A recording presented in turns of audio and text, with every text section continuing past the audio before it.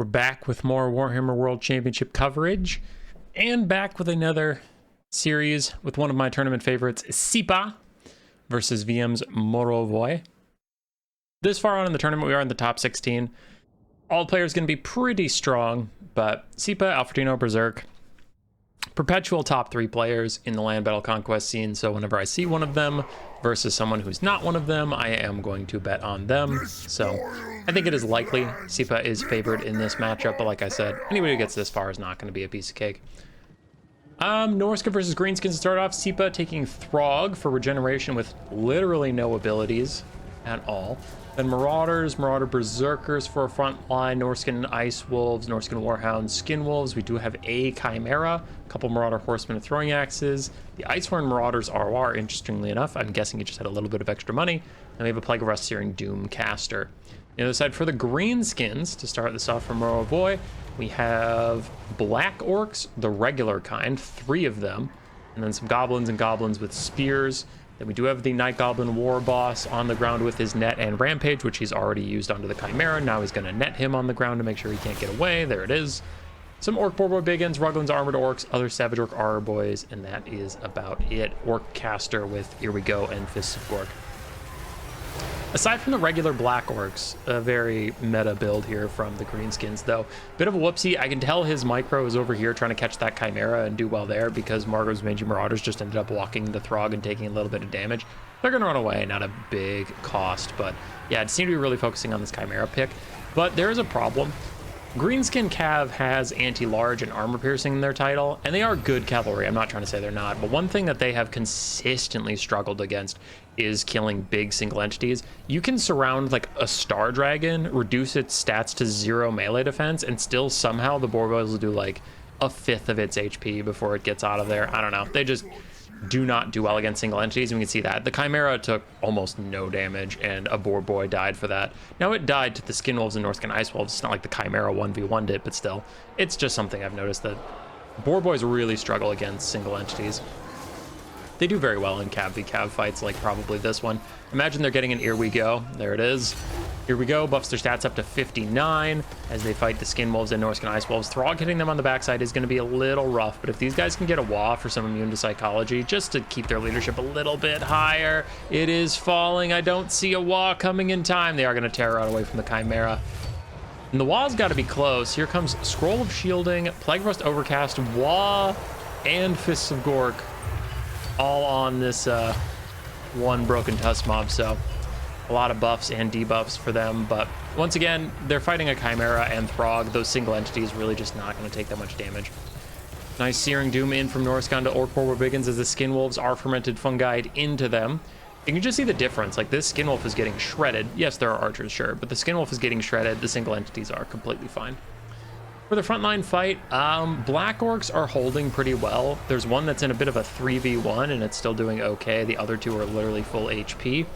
Archers for the Greenskins still relatively safe, but the cavalry for the Greenskins has been suffering all of the damage. Boarboys in every direction, either routing or just like dying horribly. I don't actually see any healthy Boarboys left on the map. So Norsca's gonna have to find a way to leverage their mobility and single entity advantage into killing these Black Orcs, which can be difficult. The Chimera and Throg are both pretty terrible at killing armored infantry in dedicated melee. The Chimera has some useful breath attacks if you can get a good side shot or get them in a blob. Still has 2 of those left that he can do.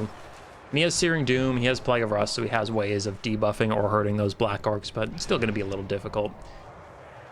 I would not hate to see some Plague of Rust overcasts to give the Berserkers a fighting chance against the Black Orcs' heavy armor, because Berserkers have decent melee attack, especially if you consider their bonus versus infantry. So that's solid, but 90 armor, 100 armor is difficult for them to get through, so I wouldn't hate seeing Plague of Rust when the Berserkers are engaged. Fists of Gork down onto the Black Orcs, giving them 90 melee defense. Definitely going to want to wait that one out or your Berserkers overcommit or anything. We have 2 Berserkers, a Skin Wolf and Throg versus 2 Black Orcs. The Throg and the Chimera were looking to maybe snipe out the Night Goblin War Boss. Not going to be a thing, and I believe there's an Here We Go down for those Black Orcs. Again, just throwing stats at it. Nice Plague of Rust Overcast, and he did wait for the No, he cast on a different target than the Fist of Gork. Got it. But you can see, man, they're taking a lot more damage now that their armor is lessened. They still have 66 melee defense, but just not having nearly as much armor makes them a lot easier for their berserkers to get through. Bounce power shifted heavily against the Greenskins. And I mean, I definitely agree with that assessment as I look at the map. I don't know, man. I've never been a fan of the shield black orcs. I'm fine with them being in the game. I'm not saying that they shouldn't have been added, but I just don't understand them personally. Greenskin builds where you just want the front line to hold indefinitely and never die don't make sense, because I'm like, wait, Greenskins have some of the best melee units in the whole game. Why wouldn't you just win the front line rather than draft not to lose the front line? I don't know.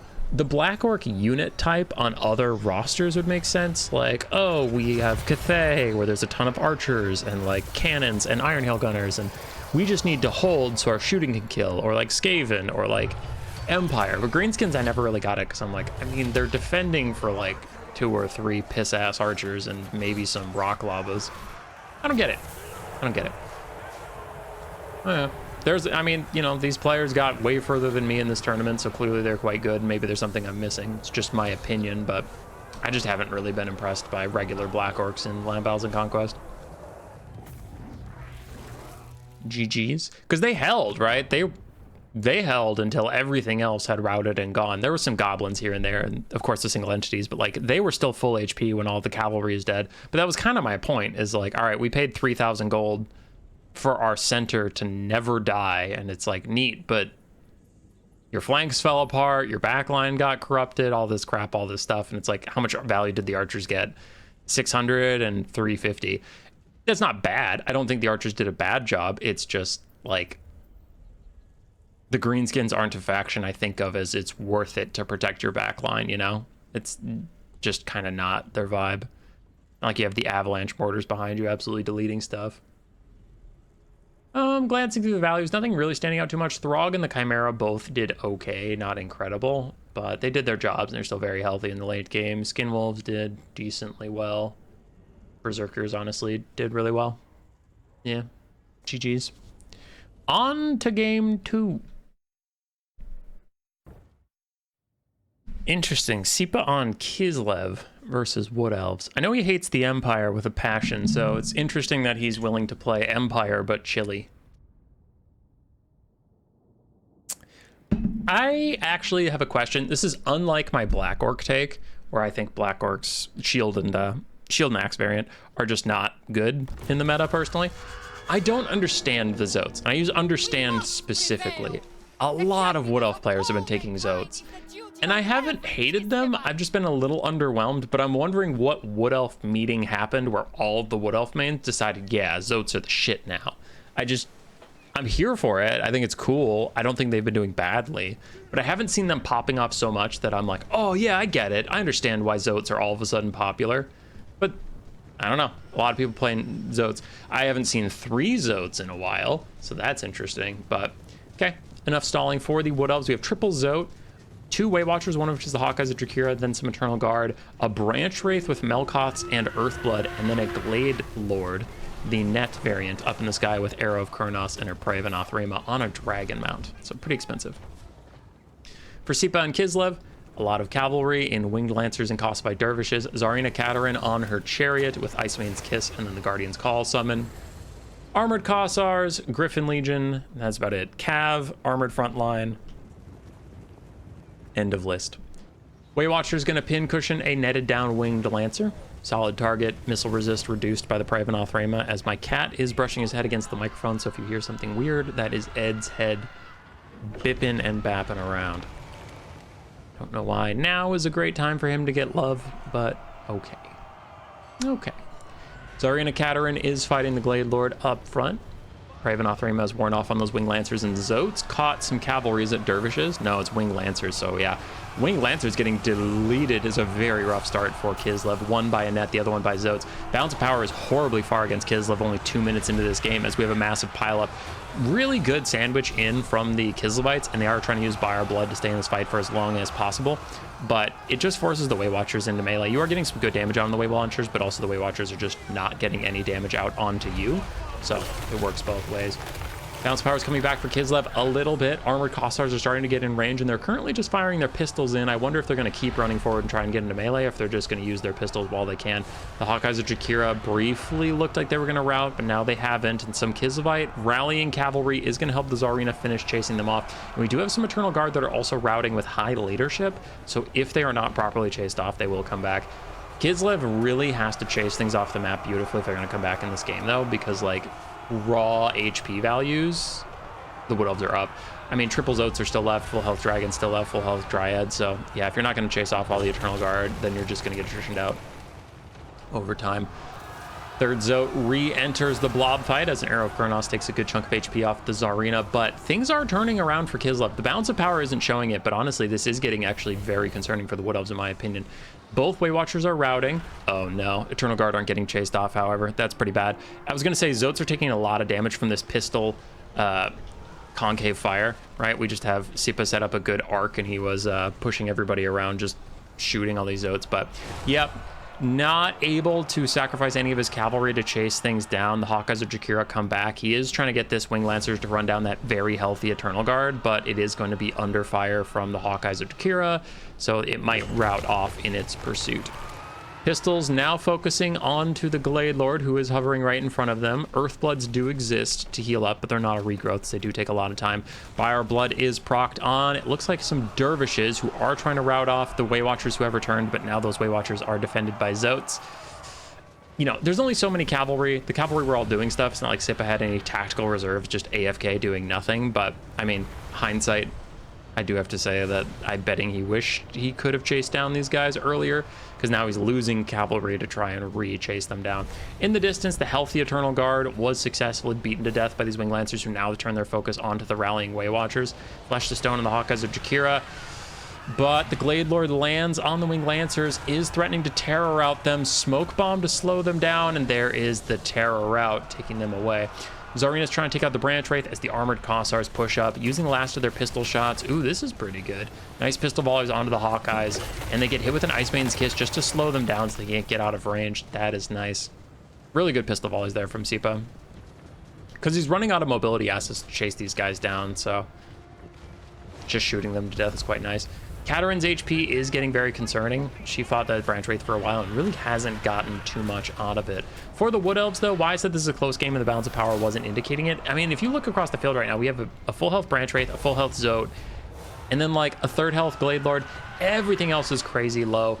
Kislev at this point is very behind. I think they've lost this game, fair. But I think the balance of power was like pretty sure the Wood Elves were going to win the whole time, even when Kislev was making really great plays to come back into that game. So yeah. GG's indeed. Army losses has hit. We just have Fire Blood for now, but once that wears off, the game will end. A very fast game, a very aggressive game by both players. In only 5 minutes, both armies have almost entirely died. But, I mean, a Glade Lord, a Branch Wraith, a Zoat with Earthblood spam could grind through 2.5 Armored Kossars with no ammo, so I do think the army losses was correct. If it was counting SiP out a bit earlier, but the army losses point was correct. Good game, all things considered. Tsarina Katarin got some decent value. Armored Kossars, except for one, paid for themselves with gusto. So the Armored Kossars really did do work with those pistols. And then the Heavy Cav actually got some decent value back as well. For Mirovoi, his Caster and Lord both did nicely. Eternal Guard did fine. Way Watchers did okay. SiPa swamped them pretty early, so they weren't able to fire as much as they wanted to. And then the Zoats did their jobs. I mean, the Cav all died, and the Zoats had a decent hand in that. But GG's. On to game 3. A mirror match. Pretty rare, but we had a Nurgle mirror match earlier in the World Cup, so, I mean, the World Championship. So Beastmen it is. SiPa versus Mirovoi. SiPa took a generic Caster Lord. Mirovoi took Malagor. We have Centaurs versus Minotaurs, however. As SiPa took literally none. He has 4 Minotaurs and no Centaurs whatsoever. Butchers of Kalkengard leading a bunch of great weapons. And then we have Gore Herds and Ungor Herds with spears, Gore Herds with axes, and then Ungor Raiders in the back. And the caster is a Death Caster with Fate of Buna and Spear Leech. On the other side from Mirovoi, Malagor with just Flock of Doom, Slongors for the front line, his own Ungor Raiders, of course, Butchers of Kalkengard, also pretty standard, but then 4 Centigors? 3? 4? Thought I saw 4 in the load screen. There's the 4th.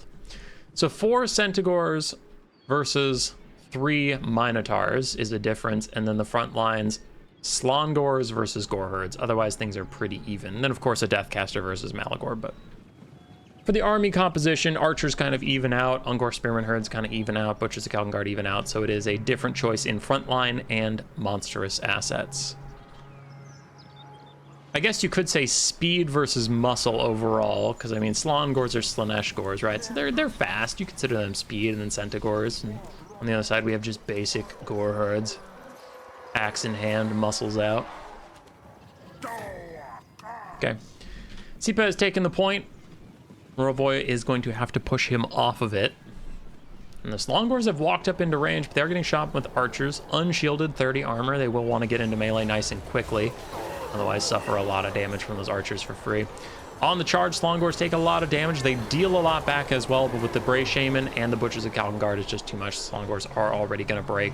On multiple fronts, Slongors actually getting pelted. Jeez. The 4 Slongors, only one of them is going to remain standing after 2 minutes. That's kind of crazy. Centigors do find their way onto the back line, harassing some Ungor Raiders. SiPa does not look like he's going to bother with the time to peel for them. No, he is. He's sending 1 Minotaur back. He's going to get some decent damage there, but the other Ungor Raiders are not bothered by this. Malagor gets hit with another Spirit Leech, and Ungor Spearman herds are going for the Raiders of the enemy.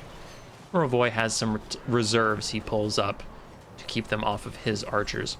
Bounce power is slightly in SiPa's favor, though it is going back to even. As I say that, we do have some archers routing, and Centigors do easily get away from the Minotaurs with their far superior speed. A Butchers of Kalkengard slap fight in the middle. Both sides just throwing their Regiment of Renown Minotaurs at each other, though Mirovoi is supporting his and SiPa is not. Three archers are firing at SiPa's Butchers. No support going the other way. So we'll have to see what ends up coming of that. Centigor's taking some decent damage, but Mirovoi has managed to keep his asset piece nice and healthy. Since the Slongors were one of the only differences about their armies, and the Slongors got just absolutely destroyed, it is going to be on the Centigors to win this game, right? Because otherwise, all things are equal in the army, so then it's not really a game of like, well, I have Ungor Raiders. Dude, I also have Ungor Raiders. So we'll see what the Centigors can do. They're currently trying to shut down those archers, but SiPa gets one wrapped up nicely. 2 Minotaurs coming in from different directions makes it very hard for the Centigors to pull away. And you can see a lot of their models are still trapped. Some of them are trying to escape, but those also got caught up in spears, so one of the Centigors is going to die.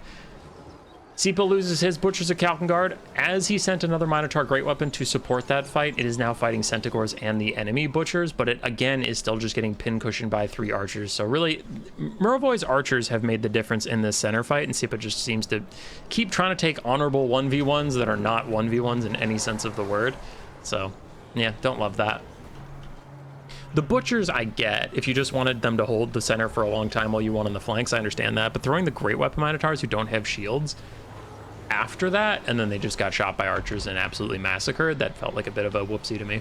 Another Spirit Leech on Malagor, though. That seems to be a pretty consistent strategy here from SiPa, is just to spam Spirit Leech on Malagor whenever it is off cooldown and guarantee that he dies. Malagor is considered tanky because he is incredibly fast with a tiny profile and good leadership, but his HP pool is very small and he has no spell resistance, so Spirit Leech is a perfect spell to eventually just take him out. Bounce power shifted against SiPa at this point, and I would tend to agree. His Minotaurs have been pincushioned by Ungor Raiders for just far too long, and he has 1 healthy Minotaur left that is still trying to hold it down. Gets charged by Centigors, but they'll easily cleave through those weird goat monstrosities. The main thing Mirovoi has to do is somehow get his archers free, because without his archers, honestly, he doesn't have a lot of stopping power to kill those Minotaurs. We saw how poorly the Centigors did, even when they got a charge on them. Spirit Leech out onto the Butchers of Kalkengard. Looks like SiPa just wants to take those guys out, but interesting to deviate from finishing off Malagor. That is tricky. They are very low, and that Spirit Leech is taking them very low on HP. Took out one of their models, but they don't rout. They're still regenerating, and they jump in onto the Bray Shaman of Death. Flock of Doom overcast on the area, trying to clear out the Ungor Spearman herds and regular Gore herds. Minotaur's Grey Opens, instead of peeling for their lord, are focusing on the Ungor Raiders, the only real threat to them, but the Ungor Raiders have split up. We can see 3 of them going in different directions, forming a triangle of death. Wherever the Minotaurs go, 2 Ungor Raiders will deal with them, and that's looking to be GG. I don't know what SiPa can do to break out of this situation. Butch the Calguard just refused to rout, refused to die. A Spirit Leech is back out onto Malagor Dark Omen, but his archers, Mirovoi's archers, have taken out the last of SiPa's Minotaurs here. They are pretty much toast. And from there, it's just a Deathcaster versus the rest of an entire Beastmen army, which is not a recipe for success in my mind. Malagor has 3 Spirit Leeches from death, 2 Spirit Leeches from routing. And that's it. GG.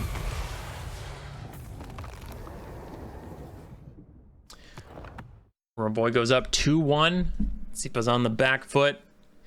Possible elimination for one of the tournament favorites. He has to win 2 games in a row to prevent that. Goreherds did okay. SiPa's Ungor Raiders got shut down very quickly from the Centaurs. His Minotaurs did solid work, but it wasn't enough to win the game.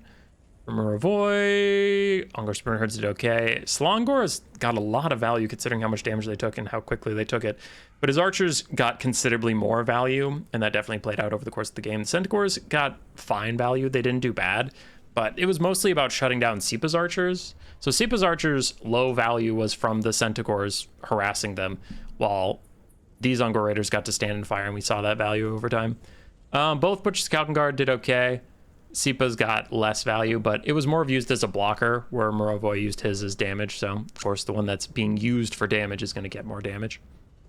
GG's. See you in game 4. He's wildin'. SiPa betting his tournament life on Harganeth Executioners. Now, I consistently hate on Dark Elves because I'm sick of seeing them over the years. They've been super popular for a very long time, and they're super popular off of like 4 units. There are 4 units that have made this faction strong for multiple years now. Blackheart Corsair Hambo somewhat, but it's mostly Dark Riders, Cold One Knights, Soul Stealer, Lords on Dragons, and Dark Shards, I guess. They take Bleak Swords and Dread Spears, but those units aren't good. You just need some form of frontline. But yeah. Oh, and Scourge Runner Chariots. That's it. The rest of the roster is just not used ever. So I hate Dark Elves. I hate Dark Elves. And then my boy SiPa goes, nah, there's a lot to like about Dark Elves. Whips out the triple Harganeth Executioner build, Blackheart Corsair frontline. I'm here for it. I'm rooting for the Dark Elves. Let's go to game 5. I fucking love it. See, I don't have to be a Dark Elf hater. I hate static, you know. I hate when nothing changes, but give me a triple Harganeth Executioner build. I'm in. Let's go. Let's do it. Charybdis and Hydra builds? Fuck yeah. Send it, son. I'm excited. Supreme Sorceress of Fire with just Fireball, and she launches one straight into a sand dune. Bit of a rough start there. On the other side, we covered the whole build for the Dark Elves. Cold One Knights, Harganeth Executioners, Blackheart Corsairs. It's a melee rush. There's one shade in the background. For Cathay, we have some Onyx Crowmen and Peasant Horsemen, Jade Lancers for a little bit of mobility, Zhao Ming the Iron Dragon with his Breath Attack, and maybe Final Transmutation when he's in human form. Alchemist with Plague of Rust and Searing Doom. Then we have Jade Warriors and Peasant Long Spears, and 2 Crane Gunners for just a bit of ranged harass. Heavy cavalry build here, though, from Cathay.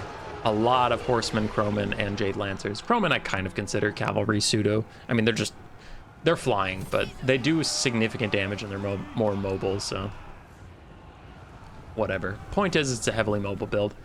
Fireball goes down the line of the Crane Gunners. Actually does do a lot of damage. Takes out 7 models from them, so that's a really good cast from SiPa. First one hit a sand dune, but it's really hard because most players play from like here. It's really hard to tell elevation while you're microing your whole army, so that first fireball looked funny, but it's completely understandable how that shit happens. Because you also would partially assume that if your caster can't see, they wouldn't cast, right?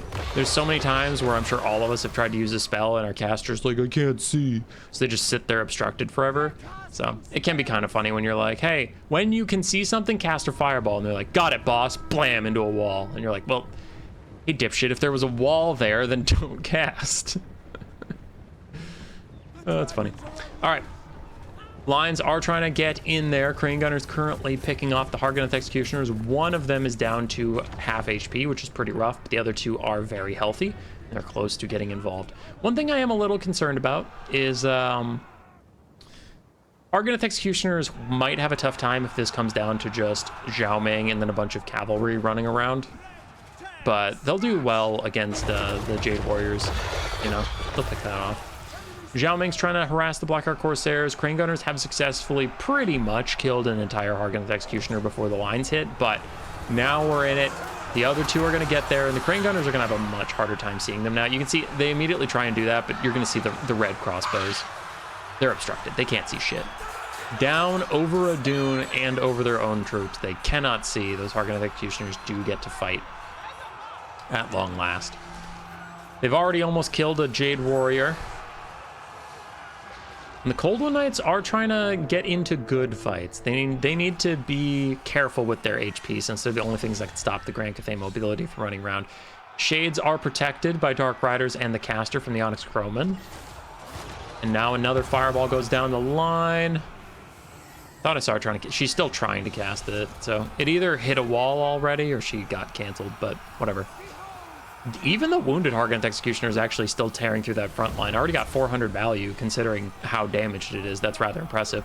Cold One Knight's getting beautiful fights. A 3v1, but all of them easy fights for the Cold One Knight.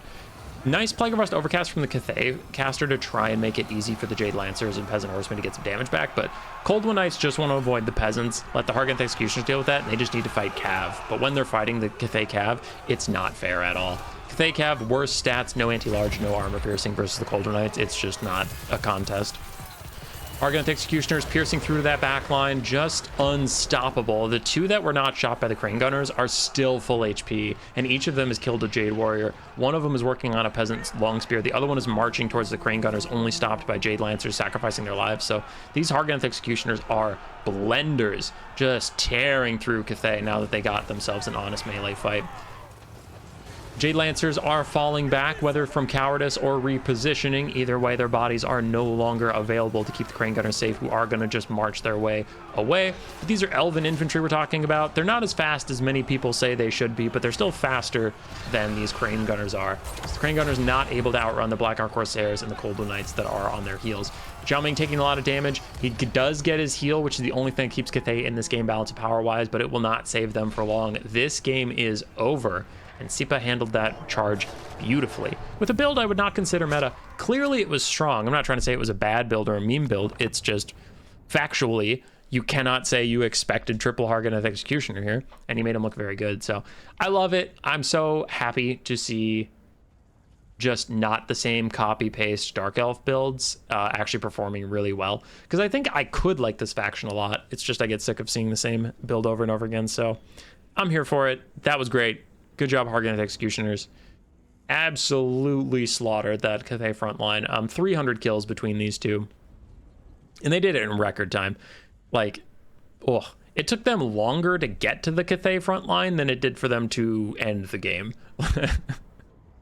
That's off the cuff. I could go back and actually stopwatch it, but it felt like, oh, they're marching, they're marching, they're marching, they're marching, they're marching. Oh, hey, everybody died. All right, GG's. Game 5, boys. Game 5.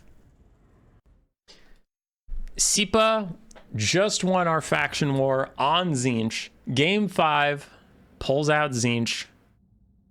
I mean, he's got to be feeling practiced and comfortable. It has not been that long since the faction war. On the other side, Mirovoi going for no infantry Kislev. All cav, which is interesting. You can do that, but I'm concerned. Kislevite horse archers are, like, in my opinion, just my opinion, right? Just my opinion, some of the worst skirmish cavalry in the game. So when they're like half of your DPS, I am incredibly suspicious. Wing Lancers and Griffin Legion for some cycle charging, 4 horse archers, 2 light war sleds, Kastalton with his heal and then melee buff, and then we have Ulrika with Pitishades and Melkoths. Very unique build from Kislev as well. So last game I was praising the Argonath Executioners. I was like, let's go. So, you know, it is cool to see Ulrika. You do not see a lot of her. You don't see a ton of the light war sleds anymore. You definitely don't see a lot of Kastalton. So there are some interesting things on the Kislev side. I'm just more suspect because with the Argonath Executioners, I saw what they were going for. It's like, okay, he's really hoping to break through the Grand Cathay front line. I get it.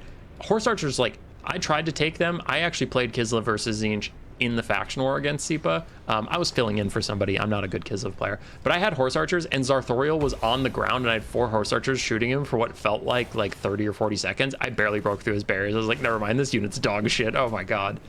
So yeah, I have scars on my soul from how badly the horse archers failed me like a month and a half to 2 months ago versus SiPa in this exact matchup, that I'm like, oh shit, he took 4 of them. It's GG, he can't win. Whatever. Moving on, right? The Tzeentch build. Marauders of Tzeentch, a couple Chaos Knights with lances, 1 Forsaken. The follows the Great Eagle Marauder Chariot ROR with that special Warp Flame debuff that it has. Zarthoriel with Plague of Rust and Searing Doom, Exalted Hero of Tzeentch with his hopefully Fate of Buna book, and then a Golden Griffin of Theurgy. This is very, very similar to the build SiPa absolutely destroyed me with in Kislev versus Tzeentch. Mirovoi, probably a better player than me. I haven't played him, but he got this far in the tournament and I didn't. So I'm gonna just take a guess and say he's a better player than me, and I'm gonna guess that he actually plays Kislev, which I do not. So he has significantly better chances than I did in this matchup. But SiPa felt so comfortable in our game that it is really hard for me to imagine him not knowing what to do here. And seems off to an early start. Took the point. Is doing a pretty good job of cycling out units that are taking damage. Like, there was one of his Chaos Knights was taking significant damage. Yeah, and he pulls it way back so it can get its barriers back up before getting skirmished some more. So SiPa's pretty good at that kind of stuff. So Zarthoriel trying to stay in range for a Rock of Inevitability. I'm guessing he's trying to get a nice juicy slowdown. There it is. And now everybody in this area is slowed as his single entities try and get involved. And that is really it. Kislev's damage mostly is going to come from their archers here, which, again, I have my suspicions about, but none of the Griffin Legion or Wing Lancers are actually that good at killing the single entities, as he has multiple blob punishment spells, from the Golden Griffins, Bound Gehenna's Golden Hounds and Searing Dooms, to frickin' Zarthoriel's Searing Dooms and stuff, so SiPa felt pretty confident to take the fight with the single entities, and he took some damage back, and Mirovoi handled that fantastically, but, you know, SiPa did get some damage out on the Wing Lancers, Griffin Legion, a little bit of that, because Talton is healing them up. So they did take less damage than I think visually we can see. They took, you know, a little bit more behind the scenes because they were getting healed, but still really solid engagement for Kislev overall, and SiPa does back off to get more barriers. So those Zarthoriel taking half HP is quite a lot. He can't heal that up. Another Searing Doom is down. Mirovoi sees it coming and starts to dodge. Hits a couple of his horses, but most of them got out of there, and Ulrika is continuing to skirmish. And she can be rather annoying. Can be. Horseback Prodigy actually gives her a good amount of skirmish damage value, but the main thing is big obvious volleys are easier for high level players to dodge. When you have a small single entity firing 1 arrow every so often, that is so much harder to notice, and notice who is being shot, notice who is taking damage, and notice who you need to be dodging with. So Ulrika can be a nice little thing for that if she maybe doesn't shoot at the same targets as her peers. Wing Lancers do get hit with a Book of Secrets Fate of Buna. Lucky cast there from SiPa, and it was his second cast, so it looks like the first one was not a Fate of Buna, otherwise we would have noticed it. And it is going to maybe outright kill that Wing Lancer. That was damaged already, right? That wasn't just a one-shot, but that is what he was hoping out of that book. Balance of Power is turning against Tzeentch slightly, as Ulrika hits Melkoths onto the Chaos Knights. Kislev's doing well so far. 2 of their horse archers are almost out of ammo. Ulrika's down to about 1/3 of her ammunition. War sleds are both at about half. So Zarthoriel is very low, so SiPa's gonna have to be careful with him in the late game. Still needs to be around to provide debuffs to the enemy, cast some spells to get Tzeentch army passive. You only get Tzeentch army passive with spells Zarthoriel casts. The Golden Griffin doesn't have real spells, he has bound abilities. Same with the Exalted Hero, so for the Tzeentch army, leadership-wise, debuff-wise, and even access to an entire component of their army's kit-wise, Zarthoriel needs to live. Okay. Do have a Winged Lancer, half health, going on a bit of a flanking mission. And SiPa seems to have backed off for now, just presenting his infantry to be shot, and he's like, listen, shoot the infantry or hold your fire and do nothing. And time is on Tzeentch's side, as per usual, very Tzeentchian. He has the capture point, and he wants to regenerate barriers, he wants to cast spells, he wants to build up army ability, all that stuff. So SiPa's not in a rush. He needs to weather the storm and survive, is how he wins. Mirovoi is doing fantastically, though. In the setup, I was very doubtful and he is exceeding all expectations. So really good job from the Kislev player so far. War sleds firing away. They have 44 ammunition, which feels a little fraudulent. I'm wondering if each gun, yeah, each gun shooting counts as an ammunition. That's so weird. Why do different units have different ways of calculating their ammunition? That's insane. Okay, whatever.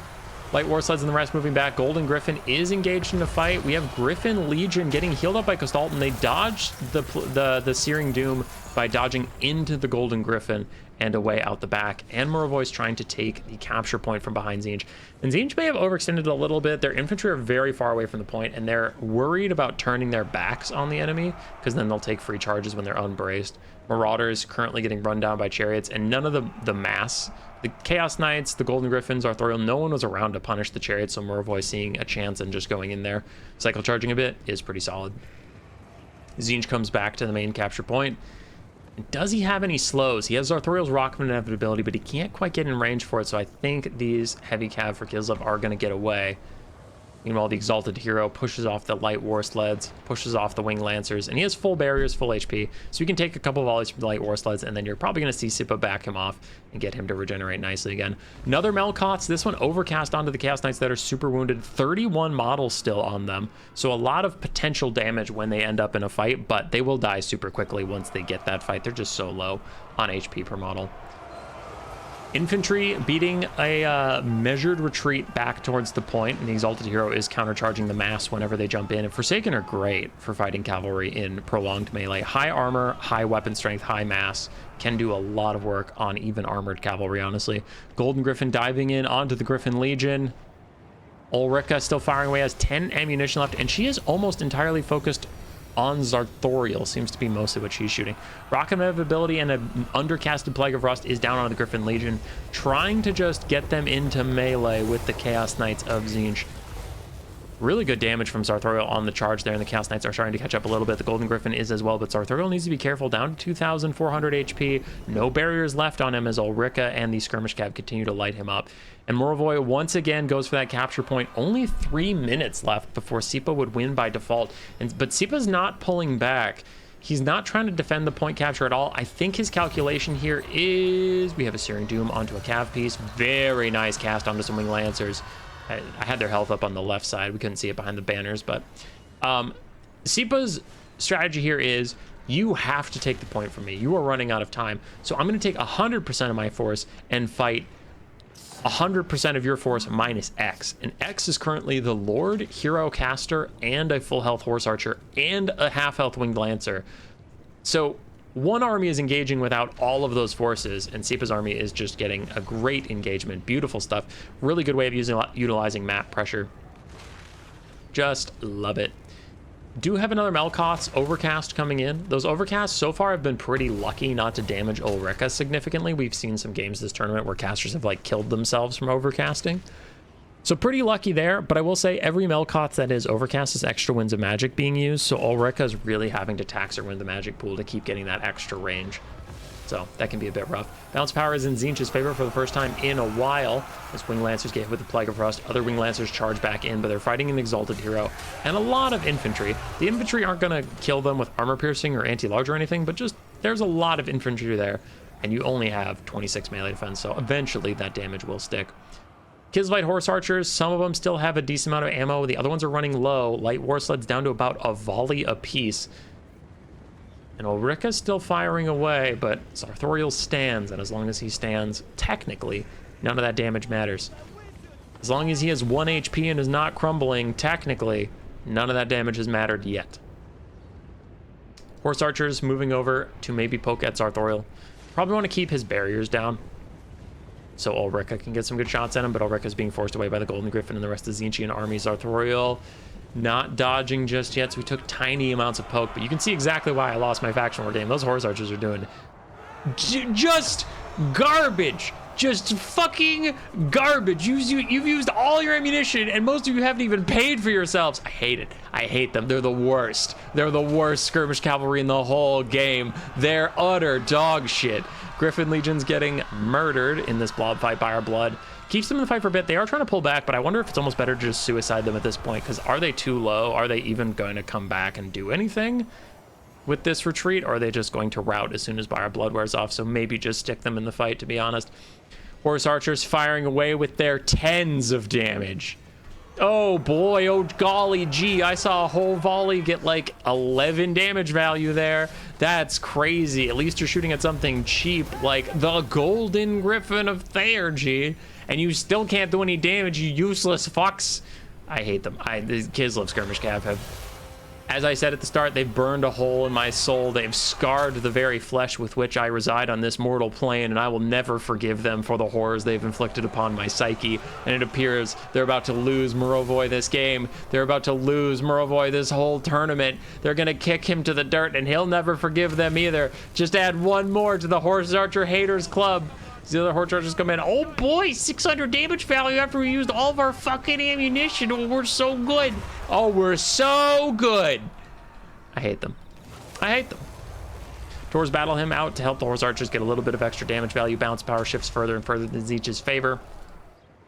Looking around, we have an incredibly wounded Griffin Legion, an incredibly wounded light war sled that could be brought back to the fight. All ammunition has been expended from the Kislevite side.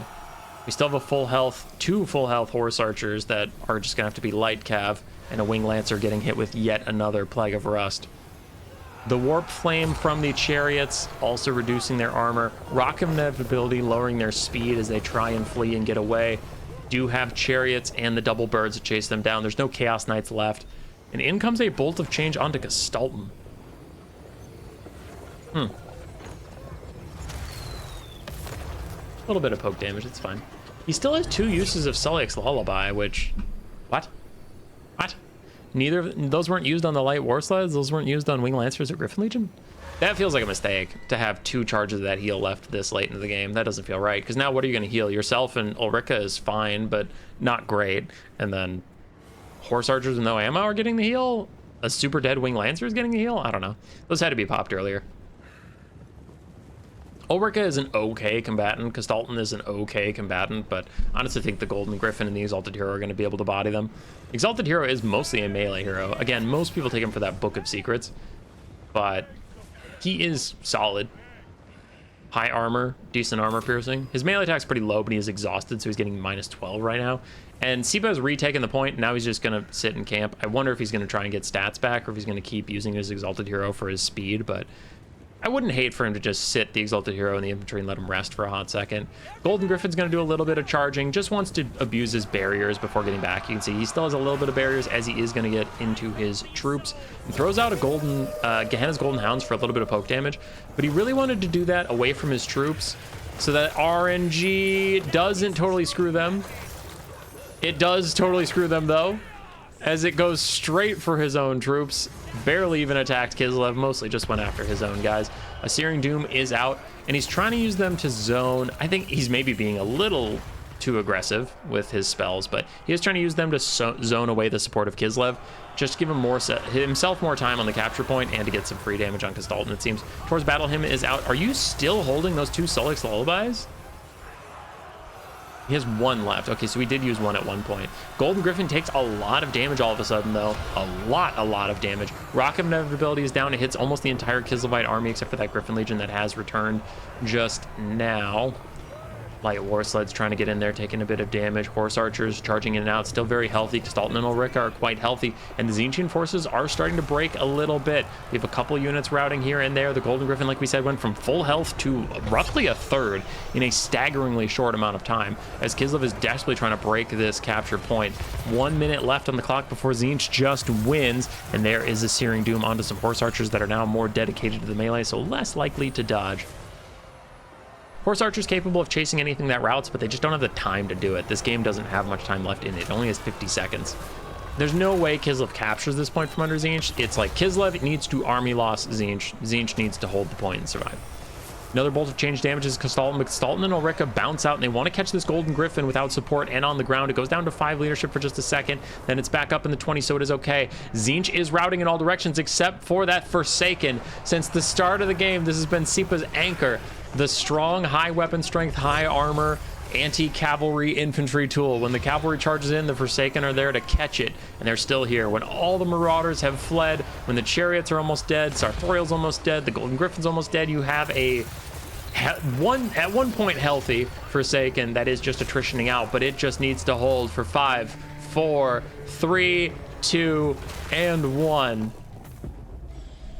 SiPa wins a banger game 5 on capture point. So Mirovoi did much better than I had suspected Kislev was able to do. I am still incredibly underwhelmed by the Horse Archers. Winged Lancers and Griffin Legion struggled. Light War Sleds did fine. Ulrika did fantastically, and Kastalton did okay. My thing about the Horse Archers, you might be like, Human Boy, 3 of them paid for themselves. You're being such a hater. Brother, I have a higher bar. For melee units to pay for themselves is fine. Ranged units, if you get all of your ammunition out, I think you should get 2x your value minimum. Because it's not a guarantee you're going to get your ammunition out. It takes a long time. You have to protect this unit. You have to keep it safe. Like, all that crap. It's like, okay, if the player microed correctly, and if their army peeled for you, you need to get returns, not just like, well, I paid for myself. It's like, that's a lot of effort to just pay for yourself. So, yeah. I'm not about it. Chariots and the single entities for SiPa did very well. Chaos Knights struggle to get their value back, but that is more of Kislev's really good focus and play around them than it is a criticism of the Chaos Knights in this build. And then the Forsaken, I was praising them at the end, but that is why. Look at the Marauder value, look at the Forsaken value. Forsaken are really solid against cavalry. They're like a halberd troop without being a halberd, but that high armor, high mass, high weapon strength is really good when cavalry are trying to cycle charge into you. And they're just so bulky and like more elite than Marauders that in the late game when Mirovoi had to commit to the point and try and take it, then they got that extended fight they wanted and they were healthy enough to stay there and take it, whereas the Marauders just shattered off. So yeah, Forsaken, very good. SiPa taking 1 just in case of this exact situation, and it paid off with gusto. Spoilers for the bracket so far in the top 16 in 3, 2, 1. All right. So that'll take SiPa to fight Alfredino in what I think should be a finals matchup is unfortunately going to occur in the quarterfinals, as I accidentally moved the whole bracket and not the copy-pasted Alfredino. So now we'll throw in Arctique SiPa. All right. One of our quarterfinals is set. Alfredino versus SiPa should be a banger, and whoever wins that goes on, in my opinion, to probably be the tournament favorite from that point. Berserks versus Flower on the top side, so all 3 of our predicted tournament favorites are still in it, though Berserks cast has yet to happen for this quarterfinal. All right. See you all next time.